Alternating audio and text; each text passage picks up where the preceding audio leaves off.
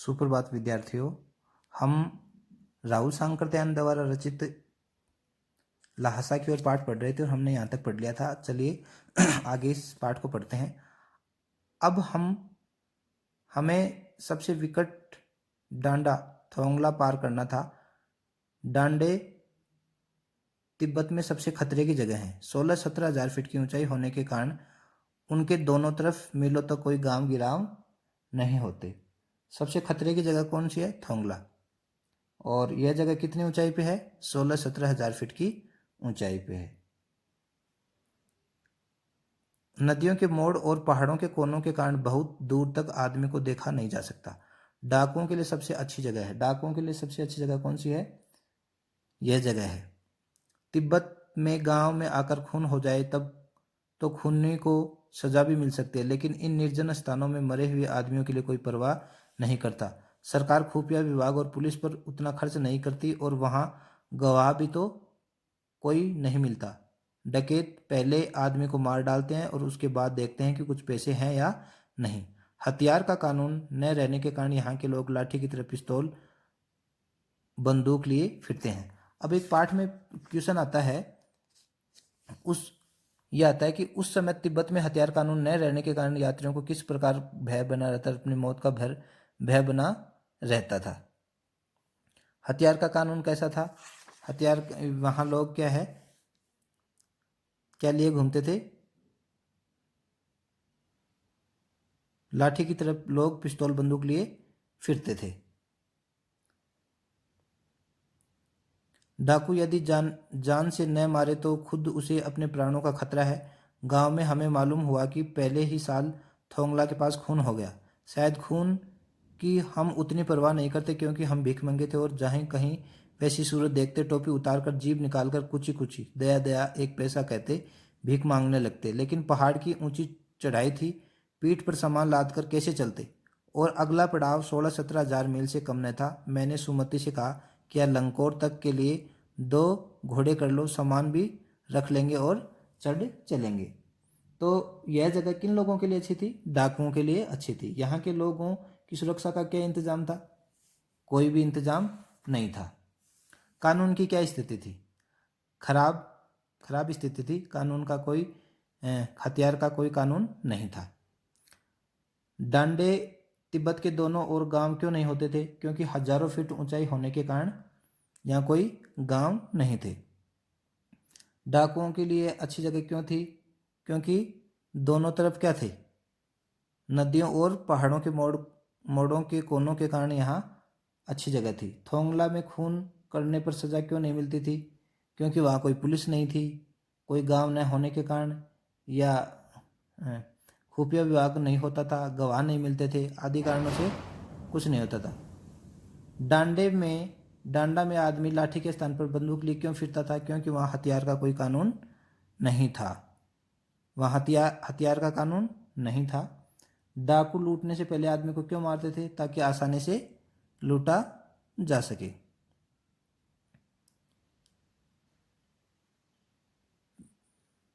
ताकि आदमी को आसानी से लूटा जा सके। डांडे की क्या विशेषता थी? वह सबसे खतरे की जगह थी। डांडे में बहुत दूर तक आदमियों को क्यों नहीं देखा जा सकता? नदियों के मोड़ों और कोनों के कारण। ठीक है। और हथियार का कानून न होने के कारण लोगों को कैसे रहते थे? लाठी की तरह लोग बंदूक और पिस्तौल लिए रहते थे। तो निर्जन है, ये एक शब्द आया है यहाँ।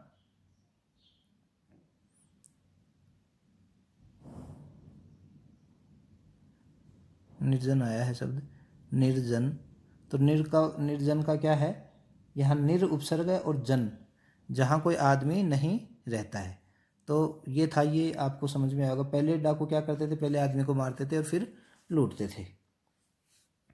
दूसरे दिन हम घोड़ों पर के ऊपर की ओर चले। डांडे के पहले एक जगह चाय पी और दोपहर के वक्त डांडे के ऊपर जा पहुंचे। हम समुद्र तल से 16-17 हजार फीट की ऊंचाई पे थे। कितने ऊंचाई पे थे? 16-17 हजार फीट की ऊंचाई पे खड़े थे। हम समुद्र तल से 17-18 हजार फीट की ऊंचे खड़े थे। हमारी दक्षिण तरफ पूरब से पश्चिम की ओर हिमालय के हजारों सफेद शिखर चले गए थे। भीटे की ओर दिखने वाले पहाड़ बिल्कुल नंगे थे, न वहाँ बर्फ की सफेदी न किसी तरह की हरियाली। उत्तर की तरफ बहुत कम बर्फ वाली चोटियां दिखाई पड़ती थी। सर्वोच्च स्थान पर डांडे के देवता का स्थान था। सर्वोच्च स्थान पर किस देवता का स्थान था? डांडे के देवता का, जो पत्थरों के ढेर, जानवरों के सींगों और रंग बिरंगे कपड़ों की झंडियों से सजाया गया था। अब हमें बराबर उतराई चलना था। तो वह पहाड़ कैसे थे? बिल्कुल नंगे थे, वहाँ ना कोई बर्फ की सफ़ेदी थी और न हरियाली थी। उत्तर की तरफ क्या दिखाई देता था? उत्तर की तरफ कम कम बर्फ वाली चोटियाँ दिखाई देती थी। क्या देती थी? कम बर्फ वाली चोटियाँ दिखाई देती थी। सर्वोच्च स्थान क्या था? यहाँ डांडे का देवता। सर्वोच्च स्थान पर डांडे के देवता का स्थान था। तो अब हमें बराबर उतराई पर चलना था। चढ़ाई तो कुछ दूर थोड़ी मुश्किल थी, लेकिन उतराई बिल्कुल नहीं। शायद दो एक और सवार साथी हमारे साथ चल रहे थे। मेरा घोड़ा कुछ धीमे चलने लगा। किसने कहा? लेखक ने। मैंने समझा कि चढ़ाई की थकावट के कारण ऐसा हो रहा है। लेखक का घोड़ा क्या कर रहा था? धीमे चल रहा था। तो लेखक ने क्या समझा? थकावट के कारण ये क्या चल रहा है? धीमे चल रहा है और उसे मारना नहीं चाहता था। धीरे धीरे वह बहुत पिछड़ गया। अब इस पाठ में क्वेश्चन बनता है कि लेखक लंकोर के मार्ग में अपने साथियों से किस प्रकार बिछड़ गया, क्योंकि उसका घोड़ा धीमे चल रहा था और लेखक ने सोचा कि वह थकावट के कारण धीरे चल रहा है, इसलिए वह अपने साथियों से पिछड़ गया था। मैं दक्षिणी वस्तु की तरह अपने घोड़े पर झूमता हुआ चला जा रहा था। जान ही नहीं पड़ता था कि घोड़ा आगे जा रहा है या पीछे। जब मैं जोर देने लगता तो वह सुस्त पड़ जाता। एक जगह दो रास्ते फूट रहे थे। मैं बाएं रास्ता ले मेल 1.5 मील चला गया, यानी लेखक क्या क्या है, रास्ता बिछड़ गया था। आगे एक घर में पूछने से पता लगा कि लंकोर का रास्ता दाहिने वाला था। फिर लौटकर उसी को पकड़ा। 4-5 बजे के करीब मैं गांव के मील भर पर था तो सुमति इंतजार करते मिले। वहां लेखक को आगे कौन इंतजार करते मिले? सुमति। मंगोलों का मुंह है वैसे ही लाल होता है और अब वह पूरे गुस्से में था। मंगोलों का मुंह कैसे होता है? लाल। और अब वह पूरे गुस्से में था। कौन? सुमति। गुस्से में क्यों था? क्योंकि लेखक पीछे रह गया था और उसका इंतजार कर रहा था। उन्होंने कहा, मैंने 2 टोकरी कंडे फूंक डाले, 3-3 बार चाय को गर्म किया। मैंने बहुत नरमी से जवाब दिया, लेकिन मेरा कसूर नहीं है। मित्र, देख नहीं रहे हो कैसे घोड़ा मुझे मिला है? मैं तो रात तक पहुंचने की उम्मीद रखता था। खैर, सुमति को जितनी जल्दी गुस्सा आता है वह उतना जल्दी ठंडा हो जाता है। सुमति को यानी जितना जल्दी गुस्सा आता है उतना ही जल्दी ठंडा हो जाता है। तो लेखक ने क्या किया? लेखक के मित्र सुमति ने क्या किया? 2 टोकरी कंडे फूंक डाले और 3 बार चाय को गर्म किया। लेखक का मित्र सुमति है वो क्यों नाराज हो गया? क्योंकि उसको इंतजार करना पड़ा। लेखक अपने साथियों से क्यों बिछड़ गया था? क्योंकि वह दूसरे रास्ते पर चला गया था और मील 1.5 मील चला गया था और फिर घूमकर वापस लंकोर के रास्ते आया था, इसलिए वह पिछड़ गया था। लेखक को कैसा घोड़ा मिला था? एकदम सुस्त घोड़ा मिला था। वो सुस्ती से चल रहा था। लेखक को पता नहीं चल रहा था कि वह आगे जा रहा है या पीछे जा रहा है। सुमति लंकोर में वह अच्छी जगह पर ठहरे थे। लंकोर में वो कैसी जगह पर ठहरे थे? अच्छी जगह। क्यों? क्योंकि यहाँ सुमति की जान पहचान के लोग थे और ये सुमति इसके साथ है। उनके अच्छे यजमान थे। पहले चाय सत्तू खाया, रात को गरम गरम थुप्पा मिला। पहले क्या खाया? चाय सत्तू, और फिर बाद में रात को क्या मिला? गर्मा गर्म थुप्पा मिला। यहाँ का स्थानीय भोजन है थुप्पा। तो लेखक किस हाल में था? भिखमंगे के में। और लेखक किस हाल में था? भिखमंगे के वेश में था। और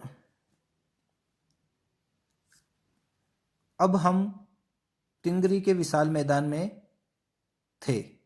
कहाँ थे? तिंगरी के विशाल मैदान में, जो पहाड़ों से घिरा टापू सा मालूम होता था। तिंगरी कैसा स्थान है? पहाड़ों से घिरा टापू सा मालूम होता था, जिसमें दूर दूर तक छोटी सी पहाड़ी मैदान के भीतर दिखाई पड़ती है। जिससे दूर दूर एक छोटी सी पहाड़ी मैदान के भीतर दिखाई पड़ती है। उसी पहाड़ी का नाम है तिंगरी समाधिगिरी। तिंगरी समाधिगिरी किसका समाधिगिरी कहाँ है? एक छोटी सी मैदान के भीतर दिखाई पड़ता है और उसका क्या नाम है? तिंगरी समाधिगिरी। आसपास के गांव में सुमति के कितने ही यजमान थे? आसपास के गांव में क्या थे? सुमति के जान पहचान के कितने ही यजमान थे। कपड़े की पतली पतली चीरी बत्तियों के गंडे खत्म नहीं हो सकते, क्योंकि बोध गया से लाए कपड़े के खत्म हो जाने पर किसी कपड़े से बोध गया का गंडा बना लेते थे। बोध गया से लाए कपड़ों के खत्म हो जाने पर क्या करते? किसी कपड़े से बोध गया का गंडा बना लेते। वह अपने यजमानों के पास जाना चाहते थे। कौन? सुमति कहाँ जाना चाहता था? अपने यजमानों के पास जाना चाहता था। तो विद्यार्थियों, ये पाठ था एक। इसमें भीटे शब्द आया है। भीटे शब्द का क्या अर्थ है? टीले के आकार का ऊंचा स्थल होता है। और इसमें लिखेंगे ये गद्यांश किस शैली में लिखा गया है? किस शैली में लिखा गया? आत्मकथात्मक शैली में लिखा गया। क्यों? क्योंकि राहुल सांकरतैन खुद की यात्रा का वर्णन कर रहे हैं। उत्तर के और किस देवता का स्थान है? उत्तर के और किस देवता का स्थान है? डांडे के देवता का स्थान है। घोड़े की धीमी गति को देखकर लेखक क्या सोच रहा था? लेखक क्या सोच रहा था? घोड़ा थक गया है। किन पहाड़ों पर बर्फ और हरियाली नहीं थी? भीटे की ओर जाने वाले पहाड़ों को हरियाली थी। तो ये गद्यांश था। अगले वीडियो में हम आगे का पाठ पढ़ेंगे। इस पाठ को समझने के लिए आप इस वीडियो को ध्यानपूर्वक देखिए, समझिए, आपको ज़रूर समझ में आएगा। परीक्षा की दृष्टि से इम्पोर्टेंट है। धन्यवाद।